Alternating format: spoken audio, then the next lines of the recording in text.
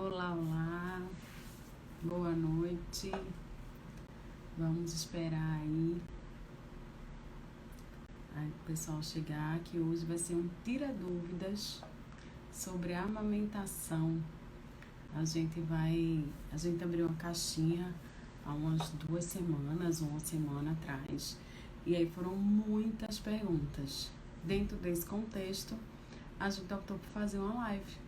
Isso, eu e Tassiana, a gente trouxe uma pessoa que entende bastante de amamentação também para acrescentar essas dúvidas que a gente recebeu, que foram muitas. Então eu acho que para a gente sanar, então vai ser a gente pensa em fazer uma coisa bem prática, bem sem neura mesmo, bem a cara da gente, que vai ser um pergunta e resposta mesmo que a gente recebeu. Eu vou dizendo às pessoas que mandaram pra gente.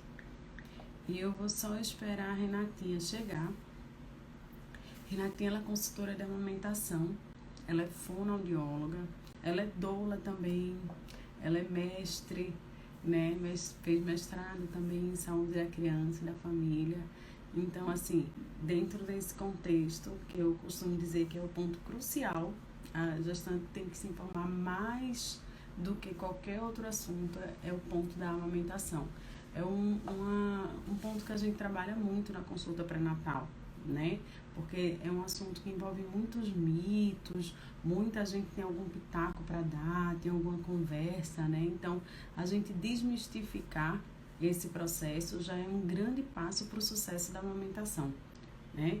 E tem uma coisa que todo mundo fala, assim, que todo bebê com certeza sabe mamar, né? Algumas pessoas acreditam que todo bebê sabe mamar. E não é bem por aí. Hoje é um dos mitos que a Renatinha vai trazer. Deixa eu convidar a Renatinha para entrar aqui. Deixa eu ver aqui. Achei. Para a gente falar mais aprofundado sobre isso. Renatinha, aê, chegou ela. Ó, eu já dei um startzinho Cheguei. nas suas formações, tá? Que a gente falou sobre as formações. Ela não precisa disso tudo, não. Ó, já dei um start, já fui iniciando por elas. Ótimo, tudo certo. Tudo Introdução certo. feita, né? Introdução feita. Tá todo mundo escutando tranquilo? Eu acho que sim. Tá escutando, Renatinha? Tá, pra mim tá super Tá normal. tranquilo? Então tá. Eu tô com ajuda aqui do lado das perguntas que o pessoal mandou, né? Renata é uma pessoa que sempre que o bicho pega, é nela que eu ligo e vou atrás de socorro. Minhas pacientes sempre dão um retorno muito bom dessa consultoria, né, que a gente fala, que quando a gente precisa de um acompanhamento mais de perto, mais próximo dessa mamada, ver direitinho, ver um pouquinho, ver de perto, né, ver por mais dias, eu acho que é esse acompanhamento aí que a Renata socorre a gente com uma grande possibilidade aí, várias pessoas aí. Né, isso, Renata, como é que tá esse teu contexto de amamentação? Ai, gente, assim, é um grande prazer poder trabalhar, né, em parceria tanto contigo, Ana, como com Cláudia, ou com o Tarsi. É um amor, assim, as pacientes de vocês já vêm bem preparadas, inclusive, né, com bastante conteúdo, isso ajuda um bocado. Mas o atendimento da consultoria é exatamente isso, né? A gente tem serviços da consultoria que podem ser desde o pré-natal, que a gente vai trazer as informações mais detalhadas, né, que duram em média aí de 1h30, 2 horas de consulta, trazendo informações sobre o que vai acontecer na chegada do bebê em relação à amamentação, o que a gente espera para aqueles primeiros dias. Isso tudo vai embasar um pouco o trabalho que a gente faz no pós-parto, né? Então, tem a consultoria pré-natal, tem a consultoria pós-parto, que a gente pode fazer desde o hospital ou nas primeiras horas quando chega em casa, e tem o atendimento que a gente faz nessas emergências, né? Ah, tem alguém pegando fogo, aí a gente vai lá tentar ajudar e ver qual é a crise do momento para a gente conseguir organizar essa família. Isso, porque muita gente tem contato com a informação da amamentação apenas quando o bebê nasce, né? Ainda na maternidade tem uma técnica que traz um pouquinho de informação, a outra técnica já traz uma outra do seu cotidiano, e na verdade o contato que ela tem é ali só, né? E não tem essas informações prévias que, assim, tem muito, muito mais da amamentação, né? Então, vamos começar. tá? Eu Vamos. tava explicando que a gente vai tentar fazer um papum, um negócio mais de prática mesmo, né? Das dúvidas que trouxeram pra gente. Então, um ponto que eu trago é que, assim, a amamentação não é uma questão só de técnica, né? Ela requer concentração, ela requer tempo, ela requer dedicação, né? E a gente trouxe, a pergunta que a gente trouxe para essa live para chamar todo mundo é assim: o bebê já sabe mamar, Renata? Ele já nasce sabendo mamar? Isso é uma coisa normal, fisiológica, e vamos botar no peito e tá tudo certo? Como é que funciona isso? Então, todo mundo acha que sim, né? Então, assim, a grande maioria das pessoas acham que sim, que todo bebê nasce sabendo mamar. Mas, para grande surpresa, é que não. O bebê nasce com um reflexo de sugar e de procurar. E esses são esses dois reflexos que dão a possibilidade da gente ensinar o bebê a mamar. Então, existem em algumas situações que o bebê nasce sem algum desses dois reflexos, e aí a gente tem um trabalho árduo para instalar esse reflexo para só depois começar a ensinar o bebê a mamar direto no peito. E o que acontece aqui? Quando a gente toca dentro da boca do bebê, né, principalmente no palato, né, na parte mais dura, no céu da boca do bebê, esse toque dispara o ato de sugar do bebê, que é um ato reflexo. Então, qualquer coisa que colocar dentro da boca do bebê, que ele sentir esse contato aí no palato, ele vai desencadear esse reflexo e vai sugar. Então, por esse motivo, muitas pessoas acham que todo bebê nasce sabendo mamar, mas na verdade eles nascem sabendo sugar, tá? Mas mamar não, mamar a gente precisa ensinar. Eu costumo dizer que é um sistema muito fechadinho de chave e fechadura, que tem que se encaixar bem certinho para poder o negócio andar, né? Vê, durante a gestação, a gente recebeu algumas perguntas já de gestante, tá? Do que elas precisam saber para amamentar, tá? E isso, o que elas precisam saber durante a gestação para amamentar, para dar início a esse processo da amamentação. É importante que elas saibam o que é normal e o que é alterado.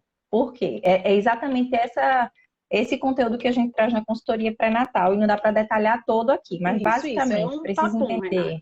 Isso. precisa entender o que é produção de leite, por quê, né? Como é que meu corpo produz leite? O que é que vai fazer ele produzir ou o que vai fazer ele bloquear essa produção? Precisa entender o que é uma pega correta, né? Como é que o bebê abocanha bem esse peito, como é que se faz uma boa transferência de leite, e precisa entender um pouco de sinais de saciedade do bebê. Então, basicamente, essas informações vão trazer mais tranquilidade para a família. Agora, dentro disso, tem vários outros detalhes que a gente vai colocando. Pois eu vou te trazer uma dúvida que trouxeram. É Natália, alguma coisa que eu não consegui decifrar, dizer o nome todo. Trouxe a dúvida. É necessário banho de sol durante a gestação para preparar essa mama para a amamentação? Durante a Por muito gestação, dar o banho de sol, tem mistura de uma buchinha também. Como é que é isso? Por muito tempo a gente orientava exatamente isso, né? Vinha, inclusive, as orientações do Ministério da Saúde eram essas, da gente gerar atrito no peito para calejar, para fortalecer o tecido e colocar no banho de sol, para o sol poder ajudar. A gente sabe que hoje em dia a gente tem várias outras coisas que pode fazer e o próprio atrito, ele é contraindicado hoje, tá? Porque a gente só fragiliza o tecido e o sol, na verdade, ele não consegue ter essa contribuição que se achava no início tão potente. Então, é melhor, a gente brinca, é melhor vai ler um livro, vai estudar mais sobre a Melhor não amamentação no fazer tempo que você nada, vai ter né? no sol. É melhor não fazer nada, vai só se informar. Ótimo. Deixa a natureza agir. Laís perguntou: como saber se o leite está suficiente e o bebê está saciado? Laís Paz. Uma das coisas que a gente precisa observar é o comportamento do bebê no peito, né? Se é um bebê que vem para o peito e mama efetivamente, o que é isso? Tem grupos de sucções e a gente percebe movimentação ampla no peito. E após o bebê sair do peito, a gente sente um esvaziamento da mama, né? Sente a mama um pouco mais leve. Esse é um dos sinais de que o bebê está ok. Outro sinal que é bem importante para a gente são as eliminações do bebê, que aí vocês, como pediatra, falam muito melhor do que eu. Mas as eliminações do bebê, a gente costuma reforçar para a mãe assim: olha, só vai sair o que entrar. Se o bebê está mamando efetivo, a gente vai ter um volume de fraldas compatível com essa entrada do leite do bebê. Então, medir e discutir. Tá me ouvindo bem?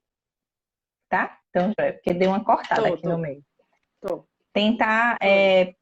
observar essas eliminações do bebê também vai trazer tranquilidade para a gente de saber o quanto que o bebê está ingerindo. Ai, meu Deus. Acho que agora foi, Renata. Oi, tá me Oi, ouvindo bem? pronto. Tô. É que alguém tá me ligando, eu já tentei desligar e tô tirando.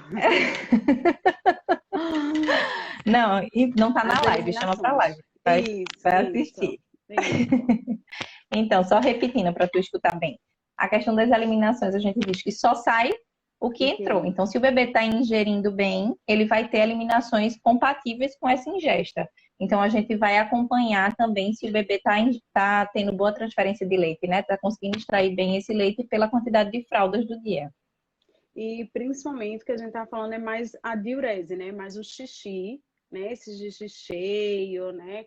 Porque tem bebê que tá no peito exclusivo e demora um pouquinho mais a fazer a eliminação da evacuação, de cocô mesmo. Então, o xixi é que é o nosso ponto chave aí para saber do que está entrando e do que está saindo. Ó, a Tassi colocando aí a informação dela, da sucção, dos grupos de sucção, né, que são muito importantes, os ciclos que esse bebê faz, porque tem aquele bebê que faz 2 ciclos e dorme bastante, né? Então, são coisas que a gente tem que estar observando também durante esse processo de saciedade, se ele está dormindo realmente, se ele está saciado, se não está, né?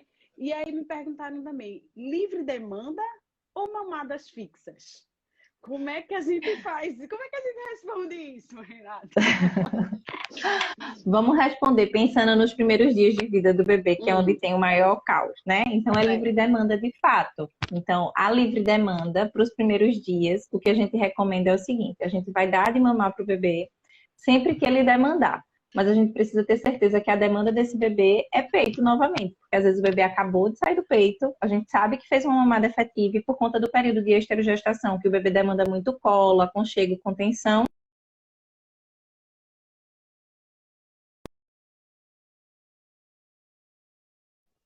É, Voltou? porque eu só tentei colocar em modo avião. Peraí, um minuto que eu vou colocar em modo avião.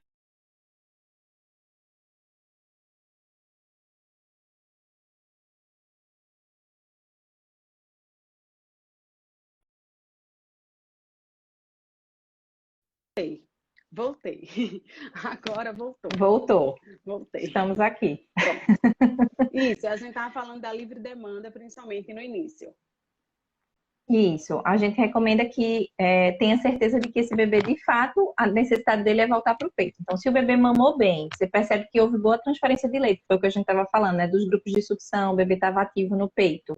E saiu do colo da mãe e começa a chorar, não necessariamente essa necessidade é de peito novamente, né? Sim, Mas se a sim. gente sabe que já é um bebê que já passou algum tempinho aí, pelo menos uma horinha aí entre uma mamada e outra, e está demandando, a gente tentou acalmar de outra forma e não rolou, volta para o peito. Então, estudar a esterogestação também é uma coisa importante para esse período. Então, a recomendação do início é livre demanda, mas precisa ter atenção, senão a mãe não faz mais nada, né? A mulher fica só lá Isso, sentada, trazendo o sim. bebê para o peito o tempo inteiro. Ajustando isso tudo.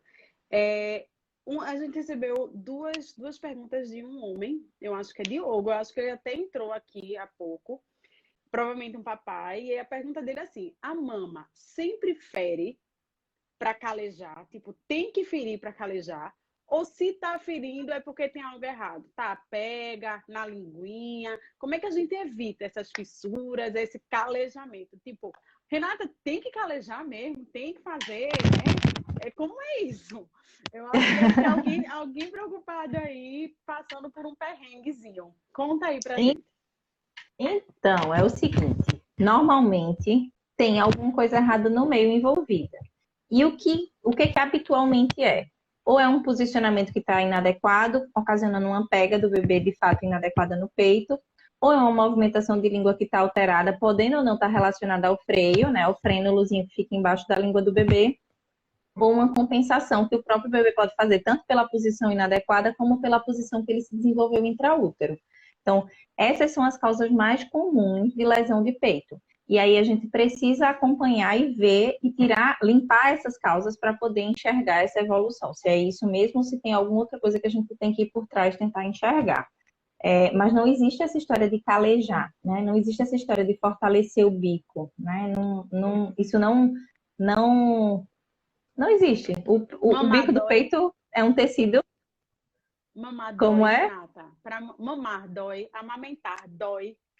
Amamentar pode ser desconfortável nos primeiros momentos, principalmente nas primeiras sucções do bebê. Então, vai depender muito da sensação de dor de uma pessoa para outra. Tem pessoas que tá tudo certo, tudo bem, e só o fato da primeira sugada do bebê gerar esse desconforto, a pessoa refere como dor.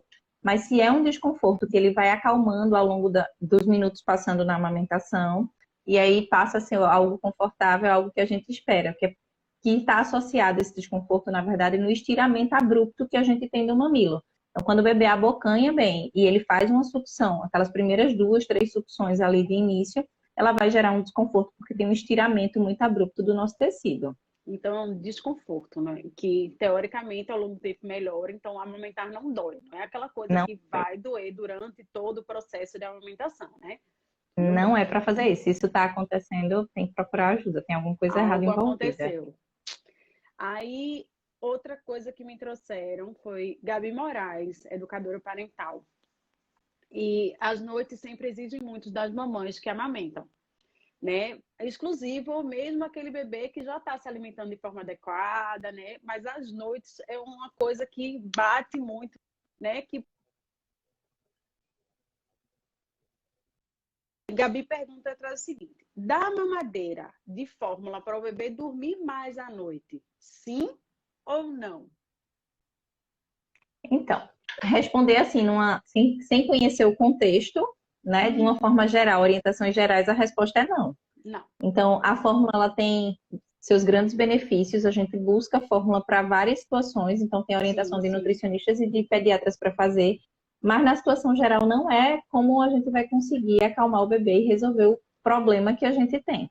É fato que a fórmula ela é mais difícil de gestão para o bebê, e aí muitos deles acabam dormindo mais, mas isso não vai resolver o problema. Ao contrário, ele pode trazer outros problemas, inclusive impactar na produção de leite materno, porque a amamentação noturna, ela mantém um pico de hormônio que é importante para a produção de leite durante o dia da mãe.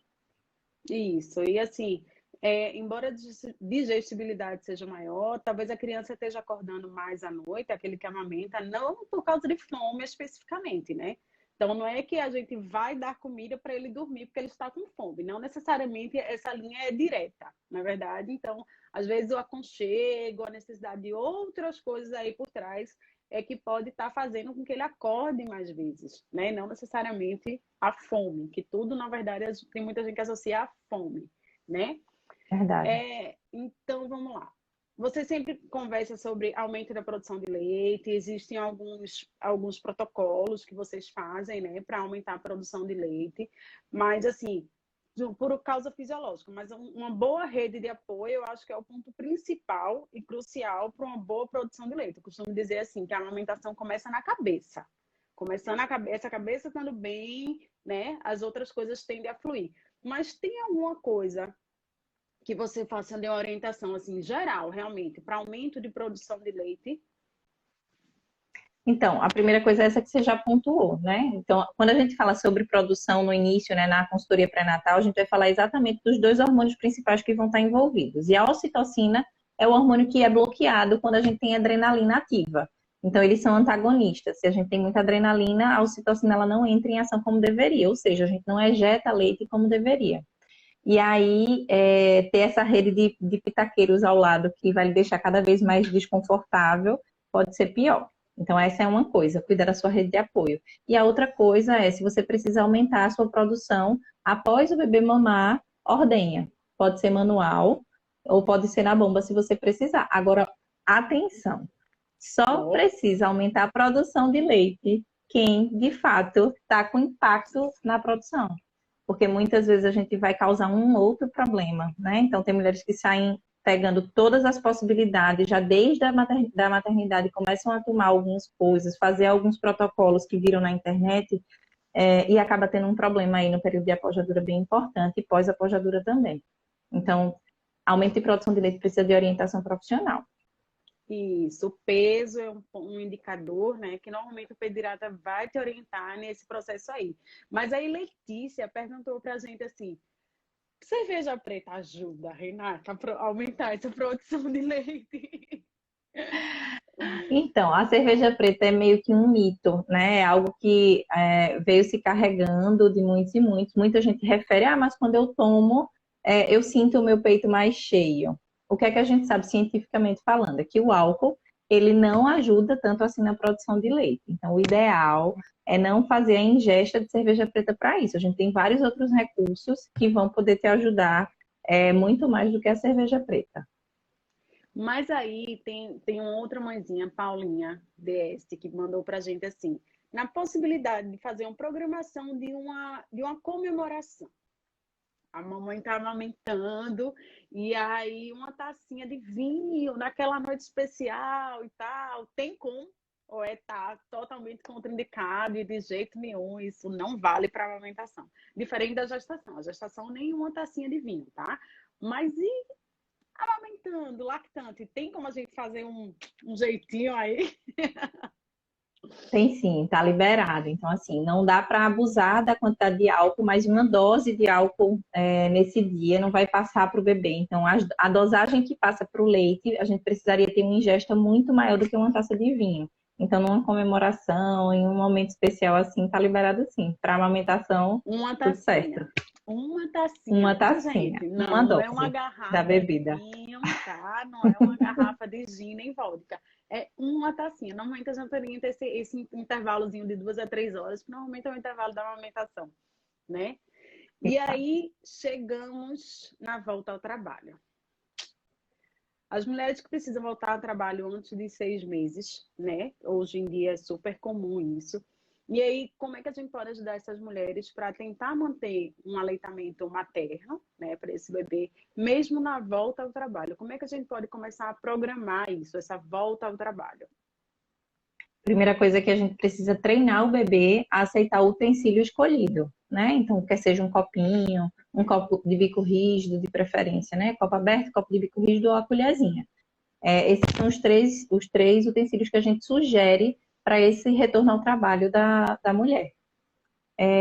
Mas como é que a gente se programa? A gente se programa com um mês, pelo menos, de antecedência, então, no mínimo 30 dias antes, a gente vai iniciar a programação tanto de ordenha, para descobrir qual o melhor momento do dia você consegue fazer uma boa extração para começar a fazer um estoque de leite para o seu bebê, e treinar esse utensílio. O treinamento com o bebê é de pequenas doses, então a gente inicia, por exemplo, com 10 ml, tem bebês que a gente inicia até com menos, para a gente poder também não ir desperdiçando leite e o bebê não ir se irritando tanto. Então, quanto menor a dose, a partir do momento que o bebê começa a se acostumar com essa recepção do leite em outro utensílio, a gente vai aumentando. A ideia é que a gente escolha um utensílio e tente por alguns dias seguidos. Percebendo que não evoluiu, aí a gente troca o utensílio, mas que não fique a cada tentativa mudando esse utensílio. E para a ordenha, é importante que você escolha, né, um ambiente calmo, tranquilo. A gente sugere colocar alguma música, aguce alguns sentidos que vai te ajudar a liberar mais leite nessa hora, porque a gente libera mais ocitocina. E Sim, aí escolher calma. qual é a bomba mais adequada, se vai ser manual, a ordenha, como é que vai ser melhor, como é que você melhor se adapta. E tem essa coisa outra pessoa oferecer esse leite ao bebê ao invés da própria mãe. Existe isso mesmo. Eu costumo dizer assim, minha gente, eu acho uma grande sacanagem. É como se fosse um prato de brigadeiro passando assim na frente e você sem poder comer, né? Tá o cheiro, o sabor e você sem poder comer. É isso mesmo. A orientação real é que outra pessoa comece a oferecer. Primeiro porque a mãe não vai estar lá, né? Vai ser o processo que ela vai voltar para o trabalho. E aí você treinar uma outra pessoa dentro desse processo, entrar uma terceira pessoa, seria interessante isso? Então, o que a gente observa na prática é que, primeiro que o cuidador vai precisar ser treinado, né? Não adianta a mãe aprender a dar, o bebê aprender a tomar com a mãe, e quando ela for embora para o trabalho, um dia antes a gente tentar um cuidador que dê, Sim. que aí vai bagunçar toda essa rotina.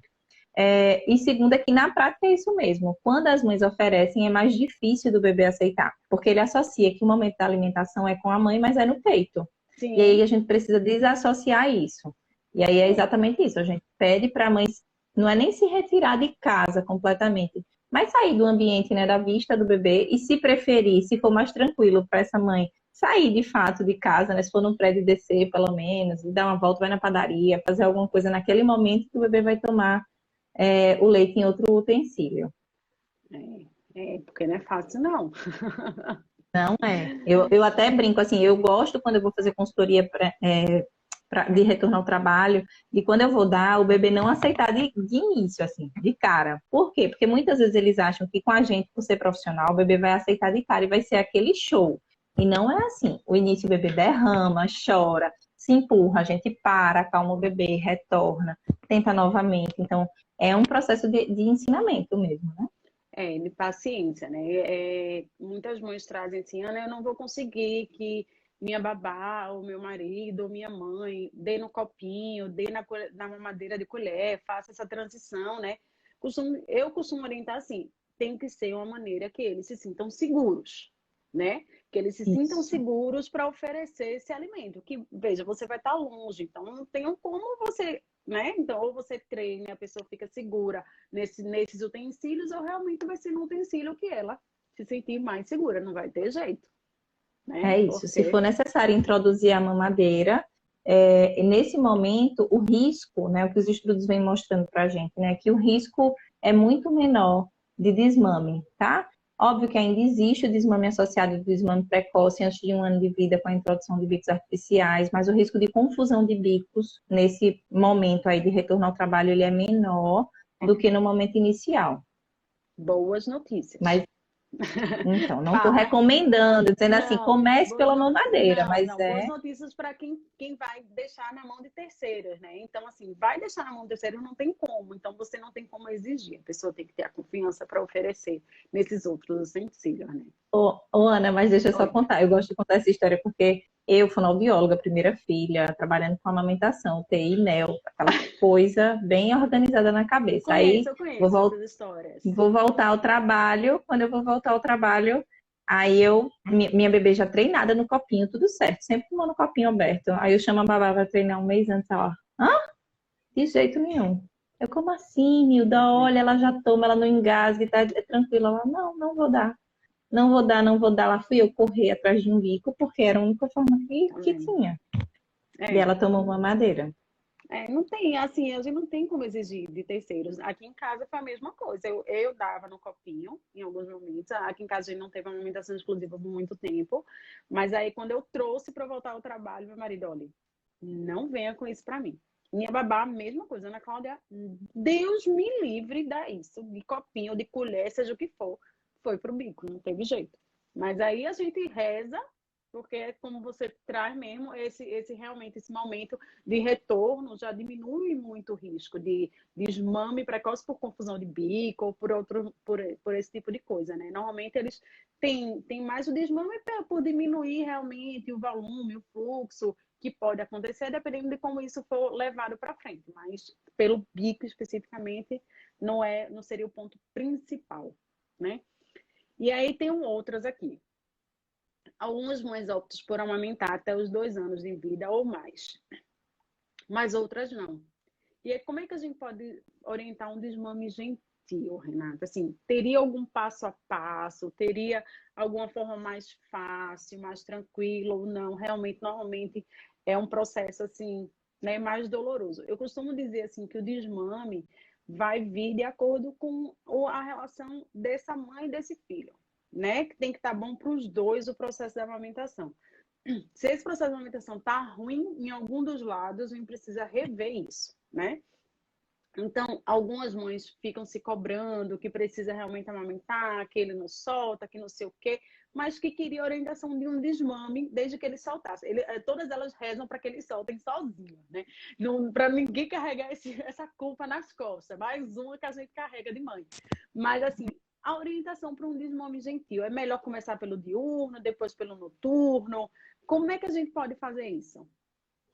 A orientação primeiro é a gente observar um pouco dessa aceitação do bebê a regras. Então, o bebê, quando ele passa de 1 ano e meio, 18 meses mais ou menos, é mais fácil. Ele já entende ordem simples, ele já sabe o que é dia, o que é noite, ele já entende que a mãe sai, a mãe volta. Então, esse processo de cognição do bebê acaba ajudando no processo de desmame. Mas para aquelas famílias que também querem desmamar um pouco antes, ele é possível também de conduzir da mesma maneira. A gente sugere que seja dessa maneira porque é um desmame gradual. Aos poucos a gente vai fazendo, e não de um dia para a noite. A orientação é, de fato, começar pelo desmame diurno.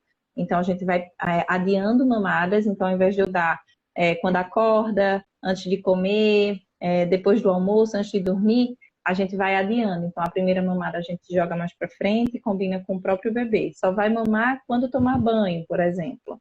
Então, a gente lança mão de algumas estratégias para ir adiando até que as mamadas do dia começam a ficar cada vez menores. Aí, só depois dessa organização diurna, a gente organiza o noturno. Mas antes de qualquer coisa, é importante a gente organizar a livre demanda. Então, livre demanda não é para sempre, né? Livre demanda é um período que o bebê demanda disso. Quando o bebê tem introdução alimentar, essa livre demanda já não rola mais, né? Já existe uma demanda mais programada de amamentação. A gente já sabe mais ou menos na rotina normal os horários que o bebê mama, né?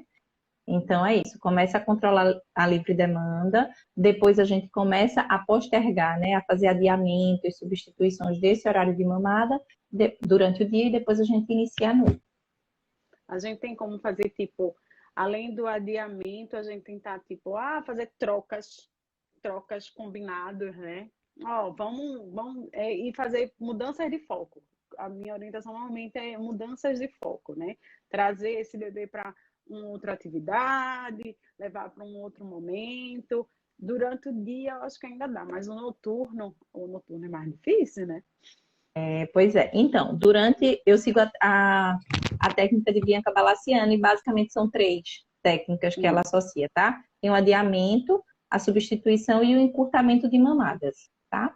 Então, o adiamento é isso que eu falei, né? Que a gente passa para frente, combina com o bebê, não, você só vai mamar em tal momento, em tal situação. A gente acaba atrelando alguma coisa. A substituição a gente troca por outra, então, normalmente por trabalhos manuais, né? Que o bebê nunca tem acesso, por exemplo, um bebê pequeno, dificilmente a gente dá massinha, e aí a gente dá massinha supervisionada, ou brinquedos de encaixe de blocos grandes, ou trabalho de motricidade fina, de colocar um canudo dentro de uma garrafa, por exemplo. Isso traz interesse para o bebê e a gente consegue substituir aquele momento que o bebê se interessou por mamar. Só que à noite ela é mais difícil, de fato, porque essas regrinhas elas acabam não ajudando tanto. Porque a gente não quer que o bebê brinque naquela hora, né? A gente não quer que Não ele mesmo. cante, a gente Não, quer que não, ele não. durma. E aí a grande questão é que a gente começa a trabalhar o adiamento num período mais longo. Então, assim, um dos adiamentos que normalmente a gente sugere para a noite é que o bebê só vai mamar quando o sol tiver. Mostra a lua, fala que está noite, que está lua e que não vai mamar, então só quando o sol tiver. E aí é essa associação que a gente vai fazendo para o bebê e deixando. Mas Fazendo não é sempre simples associações. assim. Não é simples nessa fase. Eu conto em 2 minutos como se fosse, né? A gente vai Sim, passar super alguns tranquilo. bons dias. Tranquilo, super fácil. Não mesmo, minha gente. Não se iludam. Não mesmo. Não é Não. fácil. Não é fácil. E já que a gente está trabalhando tanto essa informação, que as pessoas tenham leitura, tu tem dicas de leitura, Renata? Tanto para gestante no pré-natal, quanto, né, quem está, as mamães de primeira viagem, quem está no processo de desmame. Tu tens algumas dicas de leitura que a gente possa lançar mão aqui? Ó, os livros de Carlos Gonzalez eu gosto muito para o pré-natal. Eu acho que para quem curte ler e receber informação através disso é muito bom. Então, o Manual Prático de Aleitamento Materno, eu acho que é a Bíblia, assim, que todo mundo poderia chegar lá e dar uma cutucada, até a gente, quanto profissional, usa bastante. Tem um outro também que deixa eu lembrar, Um Presente para Toda a Vida, assim também, que é de Carlos Gonzalez também, é muito bom, que é sobre amamentação. De amamentação, eu acho que é isso. De desmame, se a gente for falar de desmame, eu acho que lançou recentemente o livro de Bianca, que é tanto para profissionais, mas também está com a linguagem voltada para a família. Então, ela explica a técnica todo, passo a passo, dá exemplos, é bem legal, assim, o livro que é Desmame Gradual, de Bianca Balaciano. E tem os livrinhos que a gente pode trabalhar com as crianças, né? Do Tchau Tetê, do Mamar Enquanto o Sol Raiar. Tem esses livrinhos que ajudam bastante a gente a conduzir com a criança. A gente vai colocar todas essas indicações, né? A gente no PSN indica. A gente não vai perder esses nomes, Renata, de jeito nenhum, tá? Vai colocar todos no PSN indica por essa semana, tá? No nosso destaque, a gente também colocou essa coisa do drink, da taça de vinho, substituições, horários, tudo isso tem no destaque da gente do Instagram, tá? E aí, esse eu acho que a gente, pelo menos da minha parte aqui, eu tirei um bocado das dúvidas que tinha. Eu tentei deixar mais sucinto para a gente deixar tudo bem prático mesmo, bem sem neura, para a gente tentar reduzir o máximo. Porque, assim, as vantagens da amamentação e do aleitamento, ninguém, eu acho que não tem muitas dúvidas em relação a isso, né? Alguns mitos, né, a gente vai quebrando também durante a semana. A live de hoje, o nosso intuito foi responder as dúvidas que trouxeram nas caixinhas, tá? E a gente também está lembrando aqui, a gente vai lançar muito em breve um podcast. Renatinha, se você não estava sabendo, fique sabendo agora com você, tá? E aí a gente vai também tratar mais minuciosamente esse assunto, que realmente tanto que tem um mês dedicado somente a ele, né? Ao agosto dourado, à amamentação. Então, aqui a gente está trazendo essas dúvidas. Renatinha, eu acho que trouxe tudo bem claro, bem prático, que esse é o nosso objetivo aqui no Pediatria Sem Neura, tirar neuras de forma prática, né? Renata, eu acho que você entrou no clima bem direitinho mesmo, não foi não? Tá, adorei. Adorei estar com vocês. Foi ótimo. E eu tô sabendo sim, tá? Você já me encontrou lá no Ó, aí, consultório, tá a gente vendo? combinou. Pronto. Então, assim, o meu recado enquanto pediatra, enquanto mãe, é saber assim que amamentar pode não ser fácil, minha gente. Pode não ser, inclusive, nem instintivo. O bebê não nasce sabendo mamar. E nem a mãe. Você nunca foi mãe, né? Aquelas mamães de primeira viagem. Então, esse encaixe, esse início desse processo todo, desse encaixe que eu costumo dizer de chave e fechadura, pode não ser fácil. Mas, com a rede de apoio, com a ajuda profissional, dá sim. Tassiana fez um Fala Mamãe assim, super massa, super lindo, falando da experiência dela. Dá sim para esse processo se manter e você, no final dele, fazer um desmame gentil, como a Renatinha estava orientando aqui, né? Normalmente, quando a gente começa a amamentar, a gente não quer parar, não é aquela coisa que a gente queira parar, né? Então, é uma coisa que a gente vai até, né? Eu conheço um monte de só vou aumentar no máximo 6 meses, já tá ótimo. E tá hoje me fazendo quase 1 ano e meio e tá lá, mamando. Não, vinha, né? Então, assim, é uma coisa que é muito dessa relação mãe-filha, é muito uma relação a dois, que só eles vão se resolver. O dia de parar, o dia de começar desmame, o dia que não vão começar. É uma coisa muito íntima que a gente não tem. E pelo menos eu não me acho no direito, eu acho que ninguém tem o direito de colocar o bedelho aí e dizer, ó, tá muito grande, ó, tá muito pequeno, ó. O que é que você me diz, Renata? Tantos pitaqueiros que você já enfrenta quando você vai fazer essas consultorias, o tanto de gente no entorno que fica dessa mãe. A gente precisa rebolar um bocado, né? Porque imagina, né? A gente entra no íntimo dessas famílias dentro da casa deles e aí às vezes a gente fica ali no meio. Mas é isso mesmo que você falou, assim. A amamentação ela só funciona se ela fizer bem tanto para o bebê como para a mãe. E para essa mãe não é só o estado físico, mas o estado emocional dela a gente precisa olhar bem cuidadosamente. E faz parte da gente, né, que acompanha essa dupla, fazer esse olhar mais criterioso e às vezes até sinalizar para essa família, olha só, eu acho que tá bom de a gente parar e olhar por outra perspectiva. A amamentação é super importante. Eu acredito muito nela, senão eu não trabalharia com isso. Mas a saúde dessas mulheres, dessa família, né, que está se constituindo, na maioria das vezes iniciando, a gente também precisa cuidar. Então, se você está assistindo e está passando por algum perrengue, primeiro procure ajuda profissional, entenda qual é o processo, o que de fato é, confie nos profissionais que você escolhe e aprenda a fazer também suas escolhas baseadas nisso tudo que você está ouvindo. Se sinta apoiada por todo mundo que está ao seu redor e assim vai ser bem mais fácil. E para quem é rede de apoio de alguma mamãe, de alguma lactante, comecem a ver esse processo de uma forma diferente também, tá? Um processo de uma forma diferente, e o que às vezes parece ser muito normal, muito comum, tem um processo realmente em desenvolvimento muito grande. Nem o bebê sabe mamar e nem essa mãe nunca deu de mamar. Então, a gente tem que estar junto nesse processo para que dê certo. Né, Renatinha? Exatamente, isso mesmo. Tudo certo, recado dado.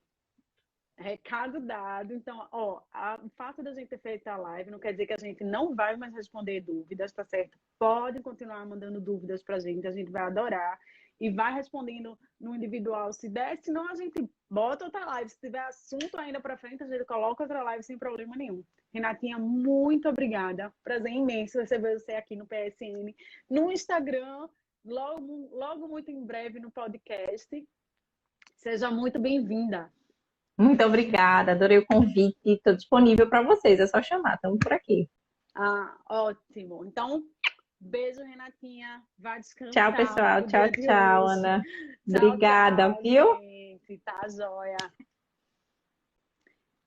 Para quem tá por aqui, meus agradecimentos. Quem tiver mais dúvidas, eu vi que Laís, a gente tirou um monte de dúvida. Eu acho que as 3 dúvidas que tu mandaste pra gente, a gente tirou. Eu vi que a de cólica que você mandou agora, a Tassi também mandou, também já respondeu para você.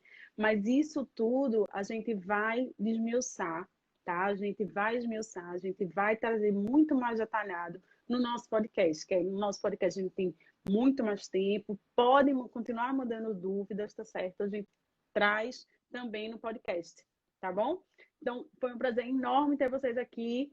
Continuem mandando dúvidas e a gente tá aqui para diminuir todas essas neuras, tá bom? Um beijo. Boa noite.